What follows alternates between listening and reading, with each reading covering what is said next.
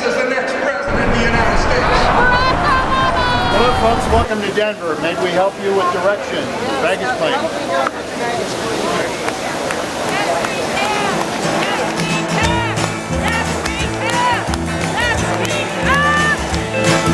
John is in the basement mixing up the medicine. I'm on the pavement thinking about the government. The people shouldn't be allowed to vote. Says he's got a bad cough, wants to get it paid off. Look out, kid, it's something you did. People love the pigs. Queers for McCain. You denied God. You take away the spiritual life out of your heart. Children out here. There are children out here. Maybe they'll learn. Adults don't. Maggie comes fleet-foot, face full of black soot, talking at the heat. Planned Parenthood is the biggest baby-killing octopus in the world today.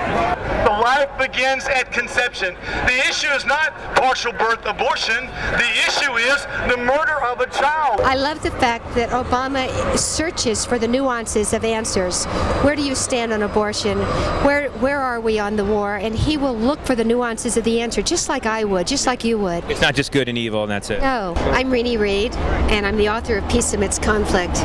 I'm here at the convention because I have a book that tells the truth of what really happened in 9/11. You don't think that the Republicans would like to read this book too much? I don't think they want to hear the truth about George Bush, about Cheney and Rumsfeld and Faith, Pearl, Wormser, and all the neocons.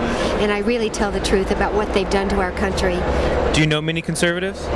I was a Republican until a few months ago. Oh, a few months ago. What? And you've been working on this book for at least how long? 4 years. So you started this book as a Republican. Wow. And I wrote the love story part of this book. This is partly a romance set in the middle of 9/11. I wrote all of that as a Republican. Then as I began to research all the information about 9/11, I found out with my own research the truth of what this administration has done to us. Who has a better sense of humor, pro-lifers or pro-choicers? Well, you ever go to a party? Do I ever go to a party? And hear all the laughing? Do I ever go to a party where there's laughing? Yeah. Sure. A lot of times, where does that laughter come from? The people at the party? Demonic inspiration. Have you ever noticed that? Oh, so laughter is demonic inspiration? No. Good laughter. Healthy laughter is not. I'm sorry? Good healthy laughter is not. What's an example of good healthy laughter? Oh, just laughing at jokes, but laughing at off-color jokes becomes a demonic. The demons enter in. I had a rattlesnake hunter come to my property. And to rattlesnake hunt, I live in Iowa. And I said, stop back when you come back. And every other word that came out of his mouth was the F word. In the name of Jesus, I began to bind that under my breath. In the name of Jesus, I bind that profane spirit. And pretty soon he was going to say the F word, and his mouth was, and he couldn't say it no more. He shifted the car in gear and got out of the driveway. Do you know any jokes that you think are good jokes? That aren't offensive or off-color? A lot of little kids.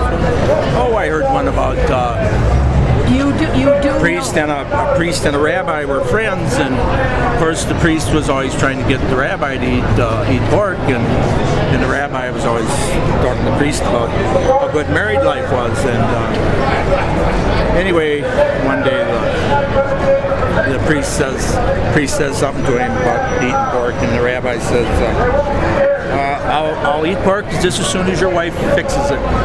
Okay, there's a good joke. It's nice to bring a little humor and fun to even to a serious political convention. Send the magic dunce cap to your favorite right-wing friend. A conservative is to wear this dunce cap. It's to be bought by a Republican, moderate, liberal, communist, czarist, a libertarian, anybody, and sent to a right-winger. They are not critical thinkers. They follow Fox and Rush Limbaugh, period, and it's just not right. You think there are a lot of people who actually will do this? I doubt anybody will be wearing this, but once Uncle Fred gets this thing, sent to him, which you can send for only $15 anonymously when you access our website. Do you think Uncle Fred is going to find that humorous? He will. I know this. He will find it humorous, and Uncle Fred needs a little comeuppance. Most of my friends are conservatives. They're wonderful, but I think they're willfully ignorant. Yes. Most of your friends are conservative. Yes. I'm conservative on a lot of things myself, but I laugh when I see Fox News, or excuse me, I shudder, and when I hear Rush Limbaugh, and I know people still believe it, but inexplicably they still believe it. John McCain's a great guy, and Obama's cool. I liked Hillary. Obama's a little young, but he's not a right-winger, man, and that's all we got to worry about. So they're pro-life, NBC's pro-choice. They exposed Bill Ayers and Farrakhan and Reverend Wright. Well, NBC, they don't televise that at all.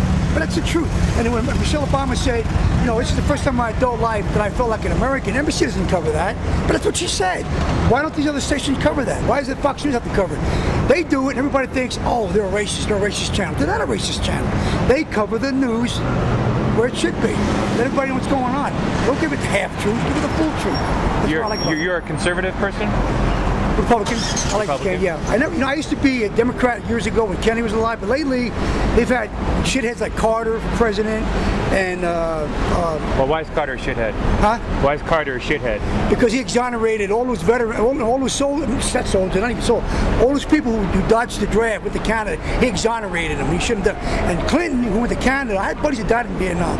I know the Vietnam War was a shitty war, and I know Vietnam was an embarrassment to the United States. But you know what? My government called for me to put on that uniform and go serve my country, and I did that. Whether the war was an idiot war or not, I still served my country. I didn't run to Canada like Clinton did. That meant you put in front of a firing squad where they should have been. You have conservative and liberal friends? Do you have any liberal friends? You don't have any liberal friends? Everything is to the right. All my friends are to the far right. They're Republicans or conservatives, but they're all for the far right. Do you think they all watch Fox News? Who do you think has a better sense of humor, conservatives or liberals? I think conservatives do. Liberals don't have a sense of humor. Fox News! Is that funny? I get a lot of that, man. I get a lot of that. Yeah, we're just two fellas that come up here from Missouri showing our support for Barack Obama. What is it about Obama that draws you to him as a candidate? I think he's the best man for the job. I think he's the most intelligent. I think he's got the ability to bring people together. I think he's got the ability to bring countries together. And he's just the best thing for us. And he's got the best charisma in everything that I've ever seen. I think probably since John Kennedy. When you say rednecks for Obama, what defines you as a redneck? You work outside? I used to raise hogs. I used to raise cattle. In Missouri? Fish. I got guns. I'm not afraid Obama's going to take away my gun rights. Do you have mostly liberal friends or conservative friends?